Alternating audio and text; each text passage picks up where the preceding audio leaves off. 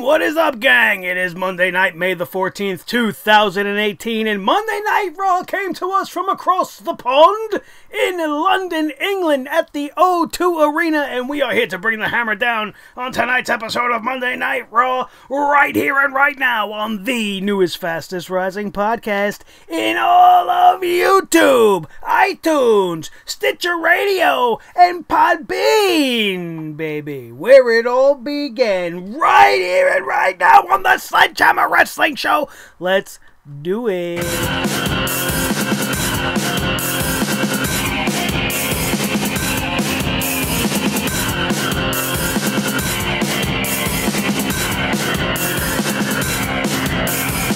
Sledgehammer Wrestling Show.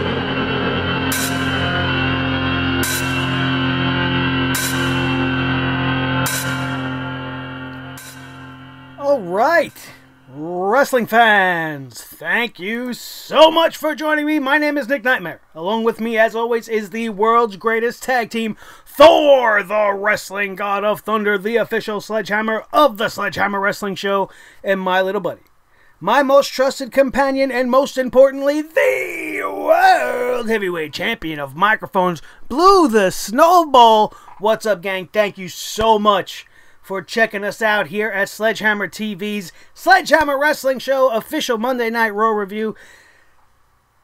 Okay, we all know what we're in store for when we watch a Monday Night Raw. We know we're going to see lackluster booking. We know we're going to see lazy and uncreativeness at the utmost level. We're going to get your obligatory six-man tag team matchup. Six-woman in this particular case. You're going to get not one, not two, but three triple threat matches. They didn't even have the frame of mind to change up the style of qualifiers. We're just going to keep throwing the same shit one after the other after the other. They pretty much are giving us a triple threat match tournament. They're not meaning to do so, but we are seeing a series of triple threat matches where the winners advance to the next round, being the Money in the Bank briefcase matchup coming at us in June. And why? Why did they not see how good that matchup last week was between Kevin Owens and Braun Strowman? Whatever happened to one-on-one qualifiers? Just one guy versus the other, one lady versus the other, to see who is the best and who deserves to move on.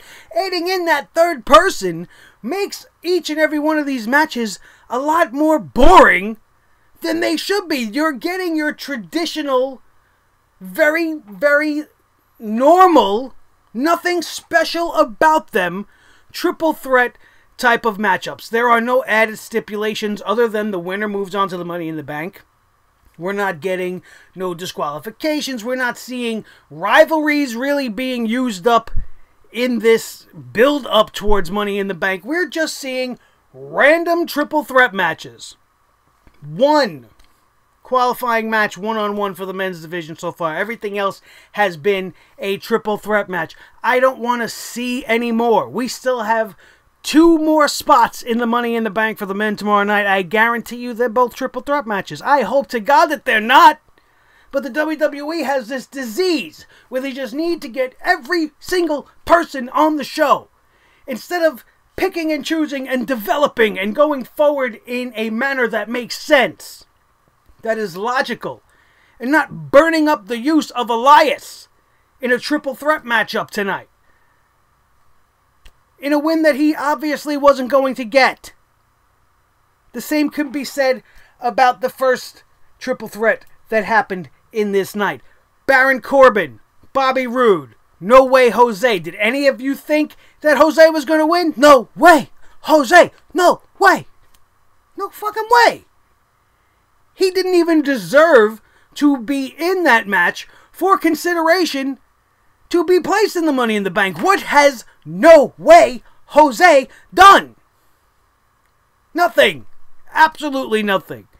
Would have been much better off if you would have just done Bobby Roode, Baron Corbin, one-on-one, winner moves on.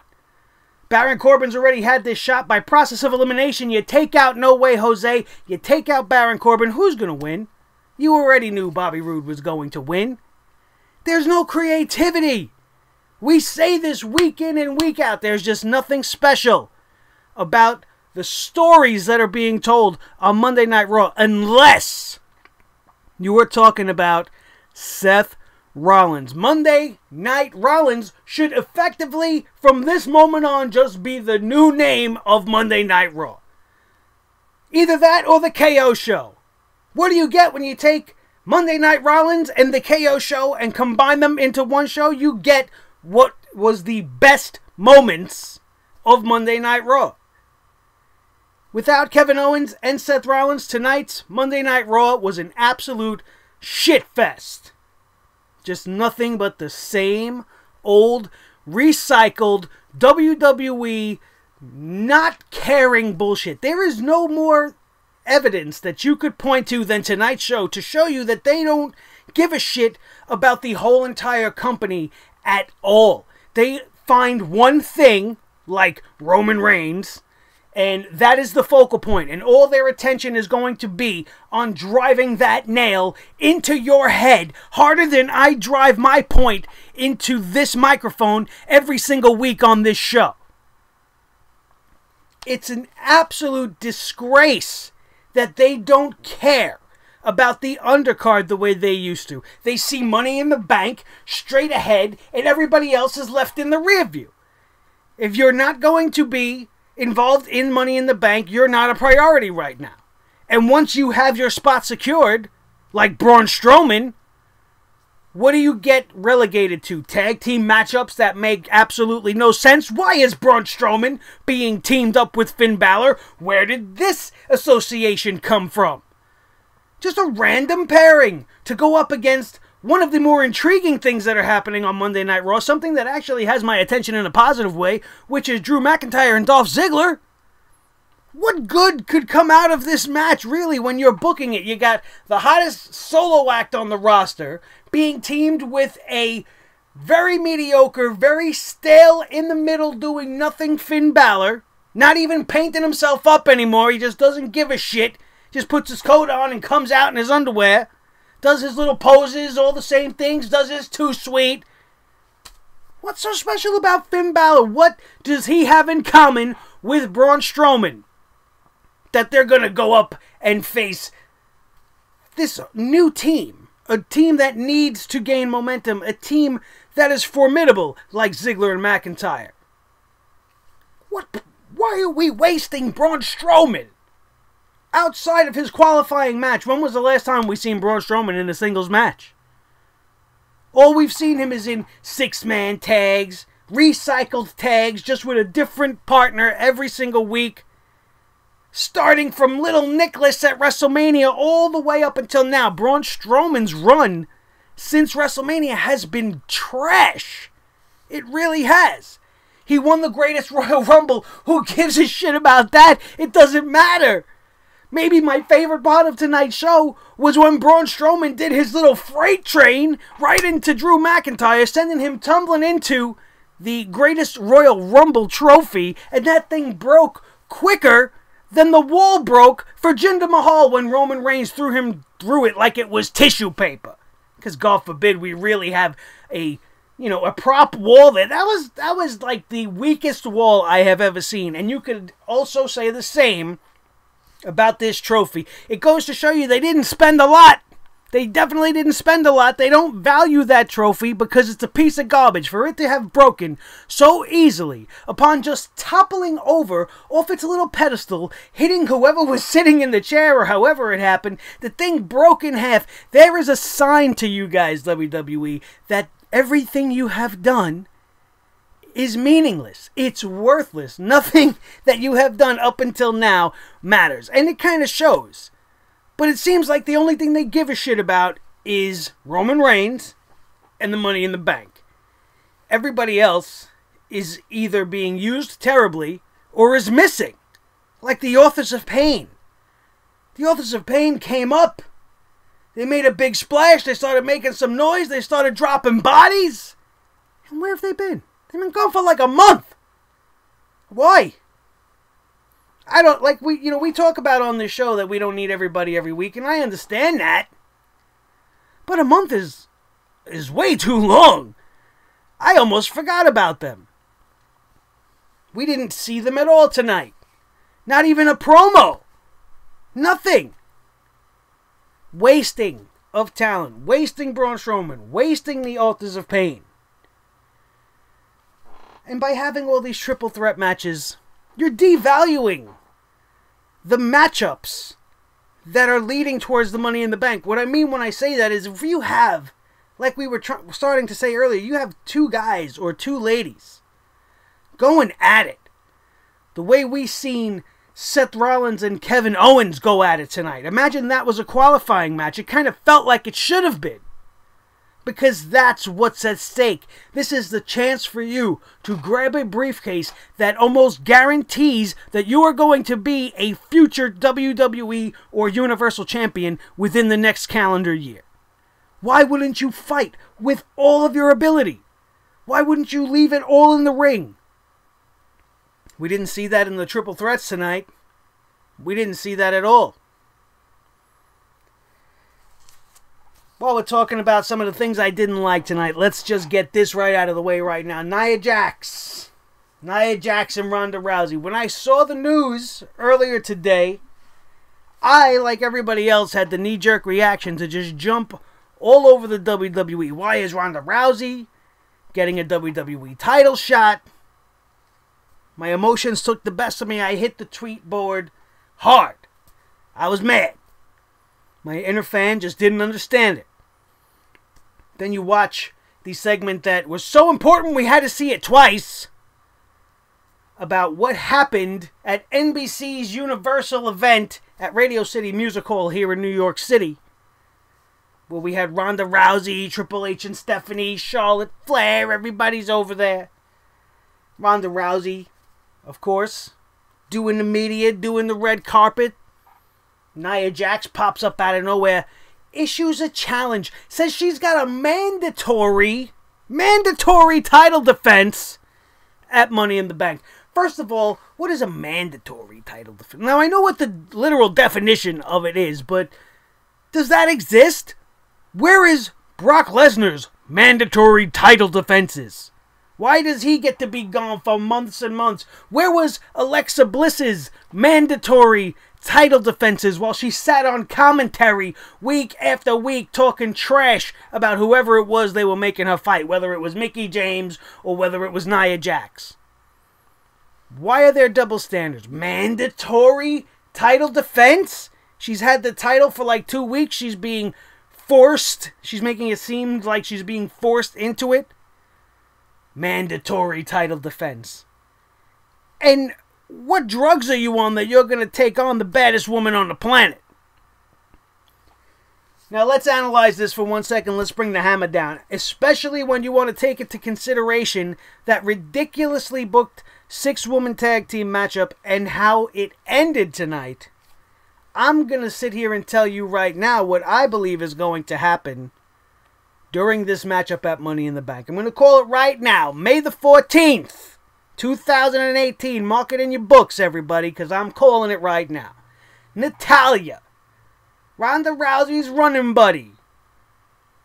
She's not going to interfere in the match. She's not going to cost Ronda the match. She's not going to get Ronda Rousey the victory by interfering and attacking NiaJax or vice versa. What I really believe is going to happen, call me crazy, maybe I'm going out on a limb here and I just might be, but my gut feeling says that the WWE might do the opposite of what they did last year, and instead of making us wait all year for the winner of the Money in the Bank in the women's division to cash in, Natalya might win the Money in the Bank and cash in during Ronda Rousey's matchup with NiaJax and probably capture the Raw Women's Championship. Excuse me. That's my call. That's what I see happening. Because there is no other reason for the WWE to put over a talent like Natalya in that matchup when she's on a team with Ember Moon, former NXT champion, already made her way into the Money in the Bank, and the legendary Sasha Banks. Those were not the girls that got the win for the team tonight. Natalya got the win for her team tonight. Why? Because she's gearing up for this high-profile situation, this high-profile story with Ronda Rousey. I'm going to sit back and I'm going to wait and see. I could be wrong. The first thing I said might be it. She just might end up costing her the match, and they will go from there. I could totally see Natalya bringing back that catty natty. You know, I don't like fucking babyface natty. I don't think anybody does. I like when Natalya's a little bitchy and a little bit entitled. She's a member of the Hart family. She's got that sense of I deserve everything. Hand me everything. I should be the champion always. And I could see her getting pissed off at Ronda Rousey. You're coming in here, you know, I help you out, and you're just getting title matches handed to you. You haven't even barely had a match yet in the WWE. I'm trying to get you ready, and you're just going to overshadow me? I don't think so. I am from the Hart family. I am wrestling royalty. She can go off. And if they allow it to be serious and not be so, you know, stupid with the dialogue, and let these girls just shoot from the hip, I think we'd get some good promo work, and I think we'd actually get some good matchups.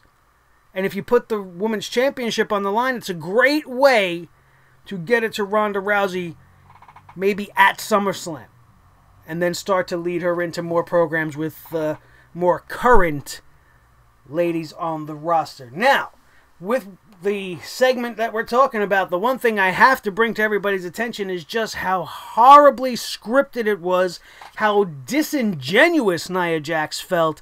It looked like she didn't even want to be issuing this challenge at all. She was clearly trying to either remember her lines or read from the card wherever they had it placed.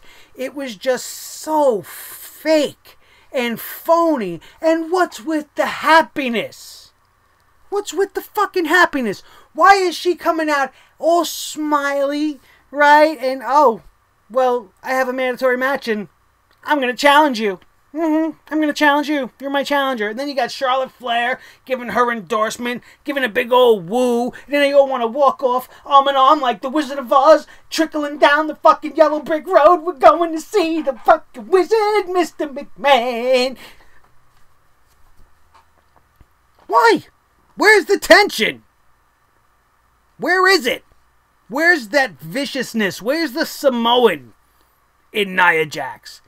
She should have walked right up to her. You want to get me interested? You want to sell me on this match, and you're going to sit there batting eyeballs at each other? Oh, you're so pretty. You're so pretty. Let's fight.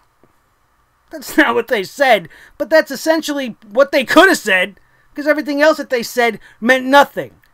I will give a little bit of credit to the WWE for allowing Ronda Rousey to address the elephant in the room, and by allowing her to openly state on her own that she feels she is not worthy of this championship. There are women that deserve this spot over her, but if you're going to challenge me, I'm going to accept that challenge. And she didn't sit there and then go, you want to challenge me? I'm going to break your arm. I'm going to take your title. She didn't say, I'm going to tap you out. I don't care how big you are. I'm going to tap you out and take your title. No, they locked arms and ran away down the red carpet to enjoy the rest of the festivities. Maybe go eat some fucking caviar and drink some champagne. That's not how you build a match. That's how you put me to sleep. Absolute fucking garbage. The happy challenge and walking away. Friends. Fighting friends.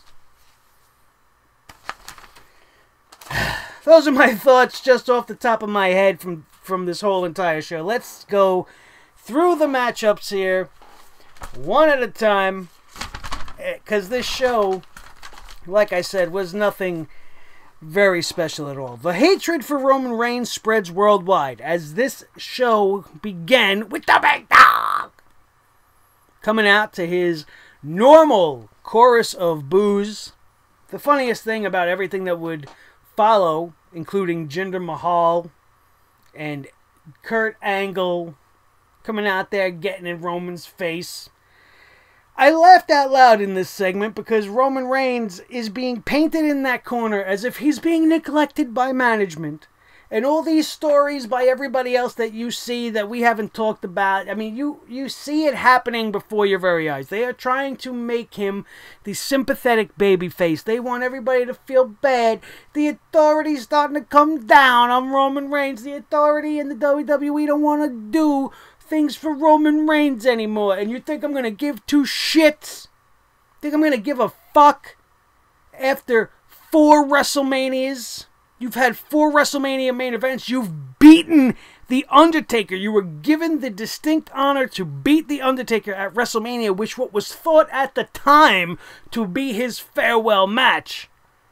How much more can they give you? How unfortunate is poor Roman? He's been given every belt.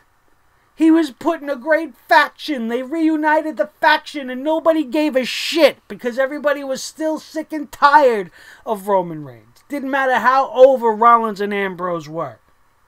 It was not working. It continues to not work. And tonight's crowd in London, England absolutely proved that it is only getting worse and that it is spread worldwide. Because when you got Jinder Mahal coming out there as your opponent and he's receiving a more positive reaction than the guy that you want to be the face of your company across the globe, there has to be a point where you address this problem. Everything that they wanted out of this segment backfired. They wanted Jinder Mahal to come off as the arrogant heel. They wanted Roman to come back from this sinister attack from the modern day garbage Raha. Right? And nobody cared. Everybody booed throughout the whole entire thing. Superman punch on the entrance ramp. Nobody gave a shit. People were much more receptive to Jinder Mahal.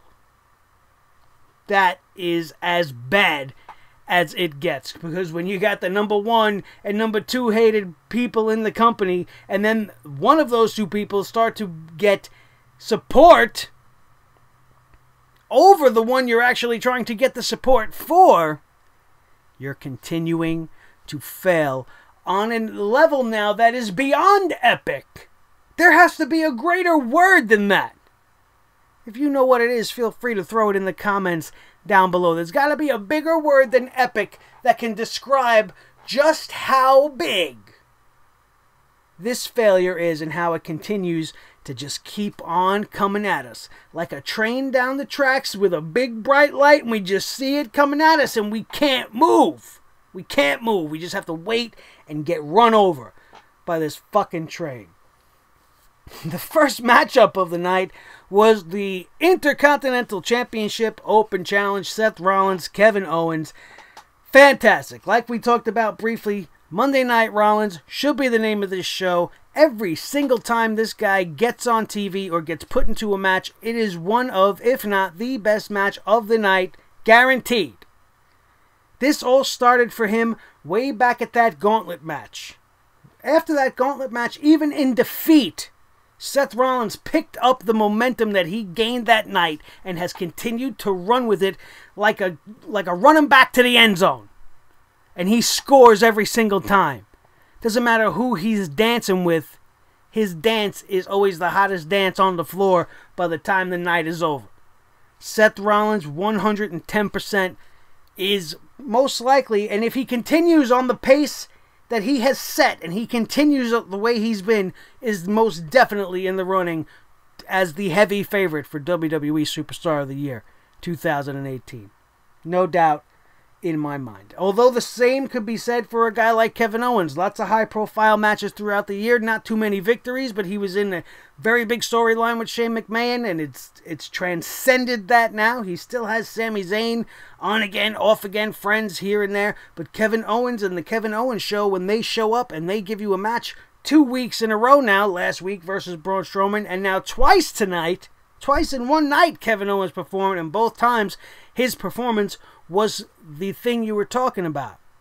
Owens and Rollins were fantastic opponents. There were some great spots, so much so that you got to go back and see this match. This, much like the match he had with The Miz is one of those matches that if you missed it, you gotta go back and watch it. It was the best match on the card tonight, and if you've seen it, go back and watch it again because you know what I'm talking about. It was an absolutely great match to watch. It did the Intercontinental Championship proud. Very, very well balanced, very well fought, and the end of this match was absolutely beautiful. Kevin Owens would execute a top rope fisherman buster suplex, which looked to be the nail in the coffin for the champion, but Seth Rollins with the wherewithal to roll to the outside.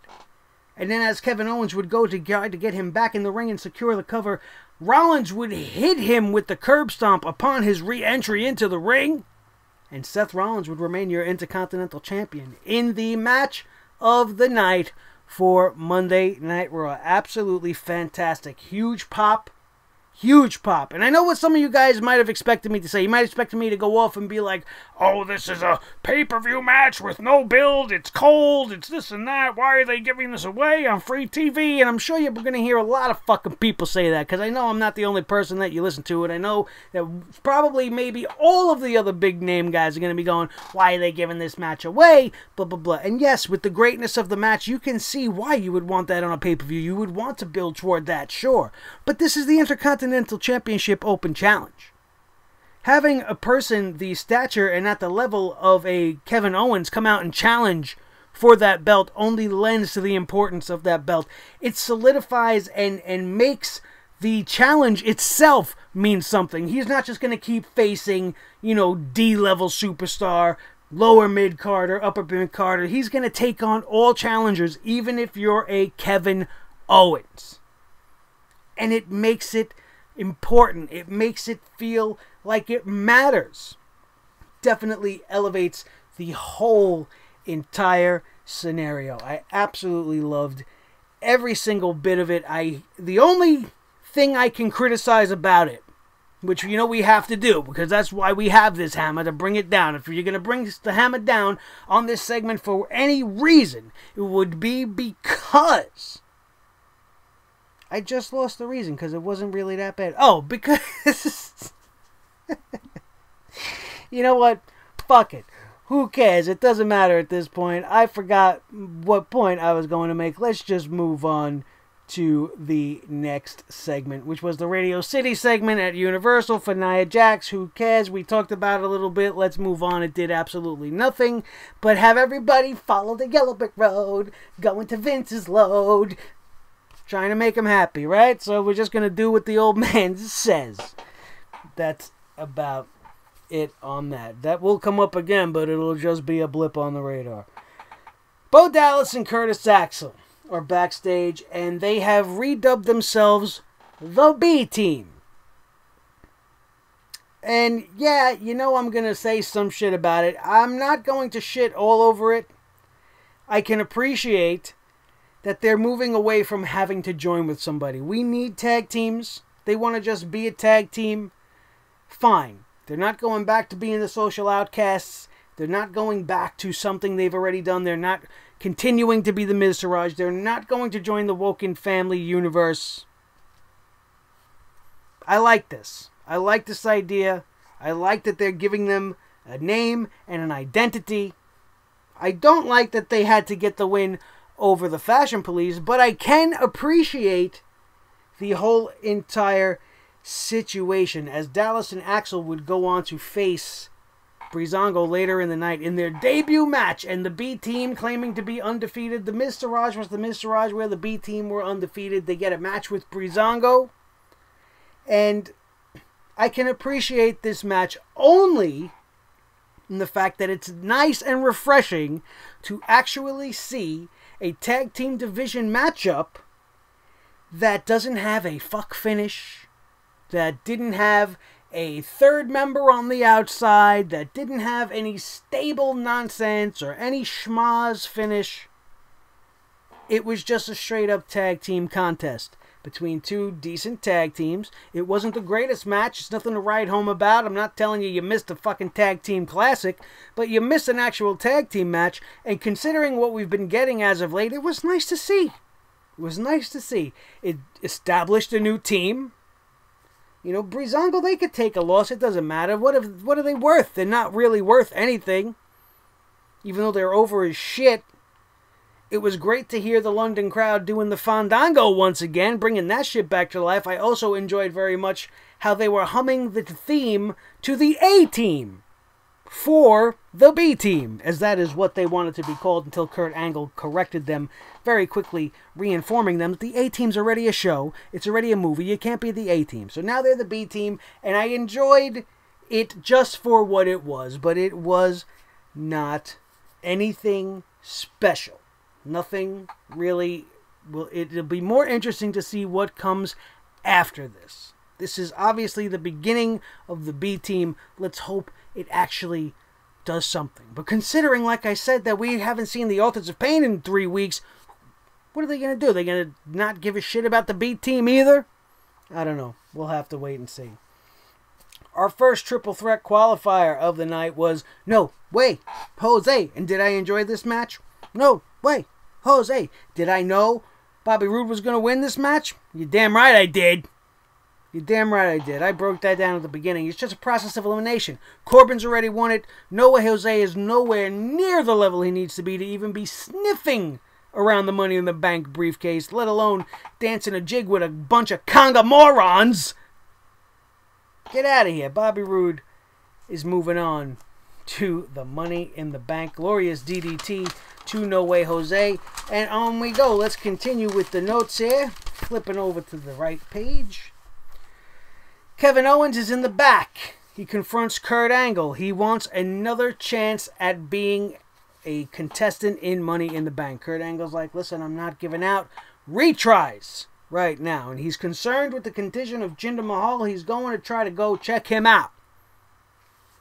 Kurt Angle then gets threatened by Kevin Owens. He's like, listen, I'm going to call Stephanie McMahon. Kurt's like, I'm tired of you threatening with me with that. And he says, well, it's not a threat. Guess what? It's happening. And Kevin Owens walked away calling Stephanie McMahon. Jinder Mahal all taped up and fucked up in the back, wriggling around on the gurney in the back like he was dying or like he had diverticulitis or something, or gastrointestinitis. It looked like he was having a real bad night, just based off of one fucking spear from Roman Reigns and a couple of Superman punches. But he says he is going to compete. He's not going to allow this to derail him. I didn't give a shit, and neither did you. We talked about the B-Team match that came up after that. The 6-woman tag team match. Little Miss Trenchmouth, Lady Strowman, and the Pigeon, Ruby Riott. My 3 least favorite females. That's not fair. Ruby Riott is not one of my least favorite females. If you were watching that match tonight, the only thing that was worth watching was any time Ruby Riott was in the ring with Ember Moon or Sasha Banks. Everything else, I didn't give a shit about. And when you consider the finish, which we talked about already, Natalya locking Little Trench, Liv Morgan, in the sharpshooter, getting the win for her team, there's nothing. Absolutely nothing here. Just more WWE uncreativeness. Repeat. Let's hit the repeat button because we got nothing else cooking upstairs. Matt Hardy and Bray Wyatt would go up against the Revival. Now, the only good thing about this segment was they actually tweaked the entrance. It begins with the Woken theme, it goes into the Wyatt family theme, and then it is over. Going back to Matt Hardy's theme just made it so jarring and so unappealing, and it made it feel like less of a theme and more of a mashup, and that the WWE just didn't give a shit. This was a little bit better. I still would have preferred them to give them something unique and new and not just be so fucking lazy even in the music department and just take a part of his and a part of his and play one right after the other. They did the same thing with Drew and Dolph. That's my one criticism for them as well. Why not just come up with a unique, some sort of a real mashup, mix the two together and make it work? Don't just be so lazy with it. I think it would add more to the overall package. Otherwise, nothing else mattered in this match. You got all the usual fun spots, the wonderful yes, and you got the applause from the crowd, which was real big in London. They don't get to do that very often. You got Bray Wyatt screaming delete, doing his little backwards crab walk thing, right? Nothing else except the further devaluation and burial of one of the most talented and technically gifted and special tag teams that has come down the pipe in a long time. Whether you're a Revival person or you're not, we need tag teams that seem like legit threats. The Revival is one of, if not the biggest threats to any tag team on that roster, including the Authors of Pain. They are one of the only teams, one of two teams, that have brought the Authors of Pain to their limit in NXT and almost took those titles from them on multiple occasions, but it did not come to be. They are two-time tag team champions from NXT. They need respect. They need to be featured better. They are old school but new, and they're just being butchered. Absolutely butchered on a weekly basis, and it's absolutely nauseating to see real talent not go appreciated, and they're just being... They're the new Gallows and Anderson. Gallows and Anderson are gone. They needed a new one. We'll make the Revival. They're both bald too. Right? We got two more bald heads. Let's just make them the new Gallows and Anderson. They're just going to fucking lose to everyone we need them to lose to. Terrible. Terrible. These guys have the potential to run that division and head that division. But instead, they're heading right down the toilet. Maybe they need to take them to the Wyatt compound or the Hardy compound, dip them into the lake of reincarnation and see what the hell comes out. Maybe they'll come out with some hair on their head, and maybe the WWE will give a shit. No flips, just fists. Fists in their ass. That's what they're getting. The Kiss of Deletion is nice. I like that as a finishing move. Kiss of Deletion to Scott Dawson secured the win for the champs. Nothing special here either. Sami Zayn has always been one of my favorite guys. He's been featured pretty well as of late. I love the new heel version of Sami Zayn. He's such like a wise-ass old man trapped in a 30-year-old kid's body, and I just dig it. I absolutely dig it. What I don't dig is when they take a talent like him and they use him merely to try to get over somebody who nobody gives a shit about. Sami Zayn came out, he gave a great promo performance, but the subject matter of his promo made me not really give a shit. He was talking shit about Bobby Lashley. Bobby Lashley gave him vertigo, the first clinically diagnosed WWE case of vertigo in the history of the company. He had a doctor's note to prove it. He says he's going to bring Lashley's sisters to Monday Night Raw next week. How did I know this was coming? Did I not tell you guys last week when we had to watch that fucking ridiculous Bobby Lashley promo that what the hell would any of this have to do with him if they actually had a heel turn plan? Sami Zayn seems to think that Bobby Lashley is not telling everybody the truth. His sisters have got the dirt. He's going to bring them to Raw next week, and I don't care. I don't care. I don't care if they're the reason why Bobby has no life in his eyes. I don't care if they sucked the charisma out of him with a hypodermic needle when he was 4.5 years old, and there's this whole story behind it. I don't give a shit if he's the meanest little brother of all time and he wants to come out and pretend he's a big happy man wearing a Sami Zayn hat. I don't give a shit. I just gave you a bunch of scenarios that are probably better than what they're going to throw at you next week when they have these three girls who probably aren't Lashley's real sisters come out and do this whole thing. All for Sami Zayn to take a Dominator or to be held up in the vertical suplex again and re-get his vertigo. Did you give a fuck? I certainly didn't. Boring Trashley is just that.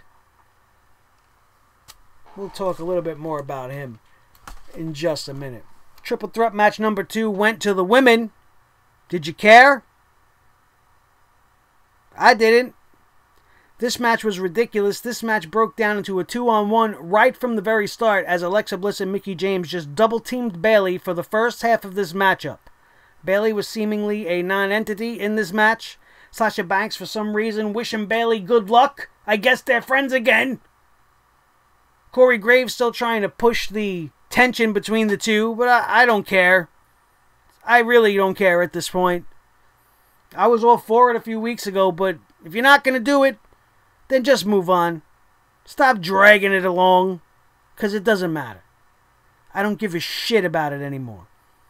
And for Bayley not to win either, and Bayley not qualifying for the Money in the Bank, and for it to be going to Alexa Bliss, as she would come out with the win tonight, who cares? Who cares? I actually would have much rather have seen Bayley go one-on-one with Alexa Bliss. What was the need for Mickie James? Have Mickie James go one-on-one with one of the other girls. You could have had both of those matches tonight. But no, we have to have triple threat after triple threat. Just use as many faces, throw as many bodies in the ring as we can, so that nobody can bitch and moan that they weren't on the show tomorrow. That's not how you book a show. Roman ambushes Jinder Mahal again in the back. This is the segment where he gets to him and just puts him through a tissue paper wall. It really was not convincing. It did not look impressive to me. This whole Jinder Roman thing kept showing up throughout the night. Every time it did, nobody cared in London. I didn't care on my couch here in New York.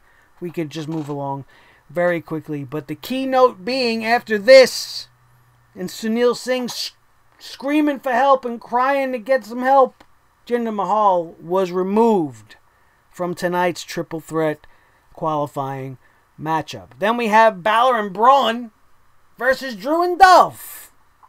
The real B team. Braun and Balor versus the D team. Drew and Dolph. We talked about it already. There's nothing special about this match. Dolph Ziggler gets the win for his team, as I guess he found it just as amusing as I did to see the greatest Royal Rumble trophy broken into a couple of pieces, at least broken in half. And while he was watching this go down, he got scooped up by Dolph Ziggler, and Ziggler and McIntyre got the win in their... And I mean, it's a pretty big win. It's a pretty big fucking win. Technically, they have a win over Braun Strowman. And the most interesting part of this match, as far as the match itself, was the tease of the Clash of the Titans, which was Drew McIntyre and Braun Strowman right at the beginning. Both of these guys just sizing each other up. The crowd was starting to feel it. They were starting to get under it. And then Drew McIntyre tagged out to Dolph Ziggler. We would see some interactivity between the two big men throughout the match, but we definitely got a tease there, and something I think I would actually be very interested in seeing at some point. Drew McIntyre, talented as fuck. He can wrestle. He can go. Braun Strowman is a very athletic big man. He has got stamina and strength for days. That would be a fantastic feud, and I would be all over that as soon as they want to book it, but they probably won't book it anytime soon. God knows what their true agenda is at the end of the day. We had a replay of the Nia and Ronda shit, because once wasn't enough.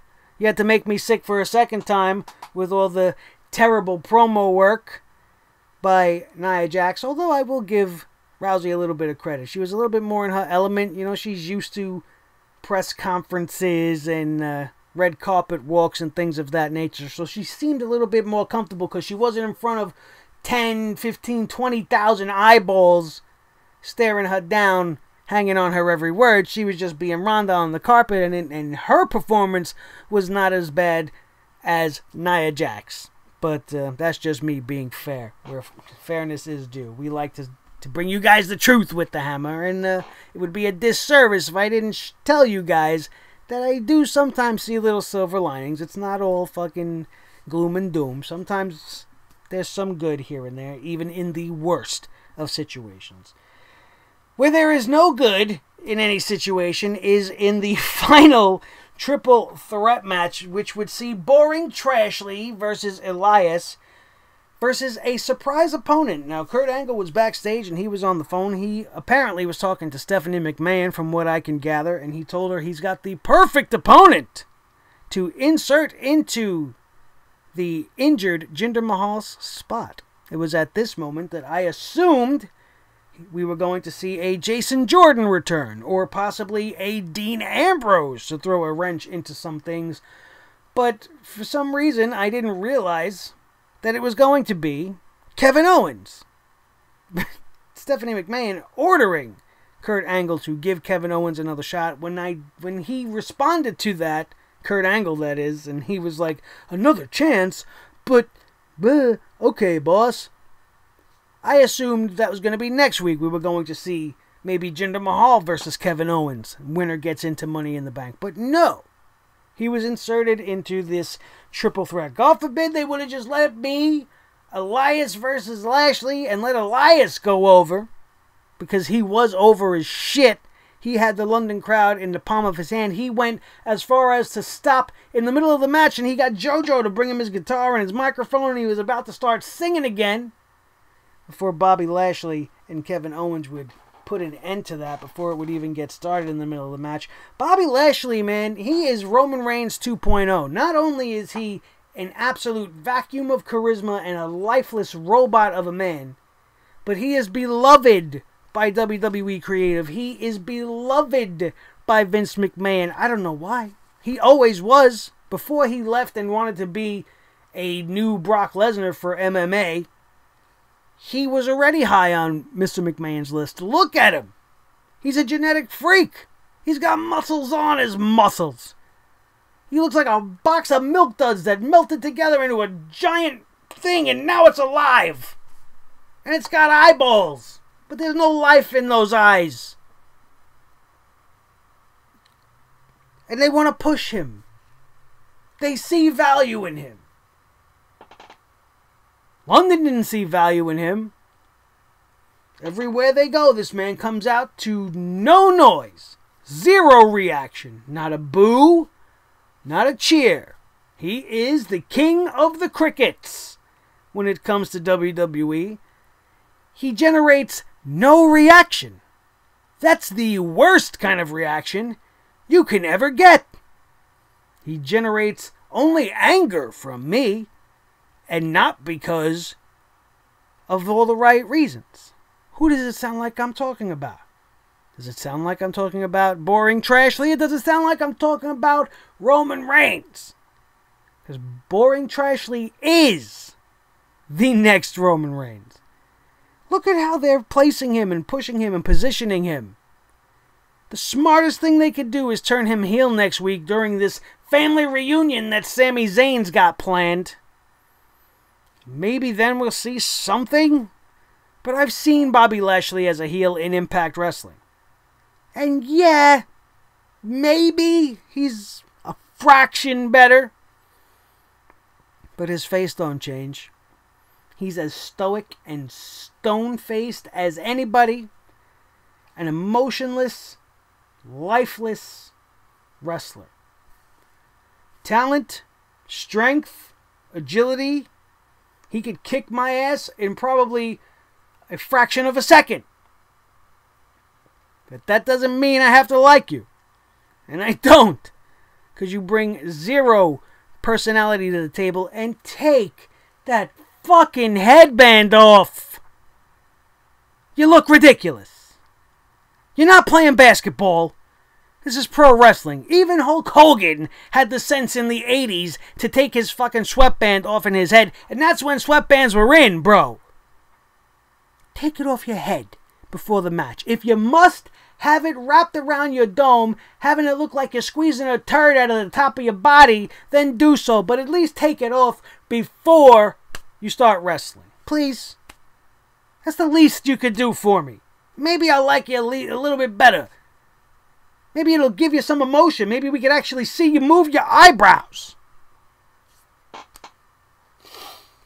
In the end here, Kevin Owens wins thanks to Sami Zayn's involvement and their further pushing of this story and this feud that is going to happen between Sami Zayn and Bobby Lashley. And that is your Raw for tonight. This was a long one. I guess I had a lot to say. A lot more than I actually thought I was going to say. The Money in the Bank, as of now, for the men, stands as Braun Strowman, Finn Balor, Bobby Roode, Kevin Owens, The Miz, and Rusev Day. And for the women, we have Miss Charlotte Flair, we have Ember Moon, and we now have Alexa Bliss. SmackDown Live is going to fill out the card for the men most likely tomorrow night. We got a long way to go for the women. They're doing the women one at a time, and that's all right. I wish they would have did that with the men. I did not need to see 3 triple threat matches in one night. 2 would have done just fine. You have more than enough time to fill in the spots before we get closer to the Money in the Bank pay-per-view. June is still a long ways away, ladies and gentlemen. You have more than enough time. They shouldn't be rushing to do things. And if they want to rush and get things done, don't give us the same segments over and over and over again in the same night. And then do the same thing next week. And then what are we going to see next week on Raw? Now that there's going to be only women's qualifiers? Are we going to get more triple threats? We're going to get singles matches, tag team matchups? Like we're going to see tomorrow night on SmackDown Live? We'll have to wait and see. Tomorrow is another show and another day, and I want to thank you guys for being here with me tonight for another edition of our Monday Night Raw review, where we had to bring the hammer down on tonight's situation. Money in the Bank brings a certain amount of excitement, and it makes you want to watch Raw, and then you watch Raw, and there's always a good reason that you watched. There's always at least one moment of the night where you're like, yeah, all right. Tonight we got that from Seth Rollins and Kevin Owens. But for most of the night, it's a whole lot of this. Because sometimes I just don't know why I torture myself. I can't take it sometimes. Thank you guys so much for being here. Do not forget, if you're new to the channel, to hit that subscribe button. We are on that march to 1,000 subscribers before June, and it is up to you to help us achieve that goal. And once you do that, you can smash that thumbs up, hit it right in the nuts, kick it in the face, give it a Kinshasa, give it a pop-up power bomb, whatever it is you want to give it to it. Give that thumbs up a nice big black eye for me. Make sure the whole world knows that you think we are just that. And then when you're done with that, share. Share, that's fair. Get this video out there across the internet. Send it to everybody that you know that loves professional wrestling. Anybody that you know that hates Roman Reigns. Anybody that you know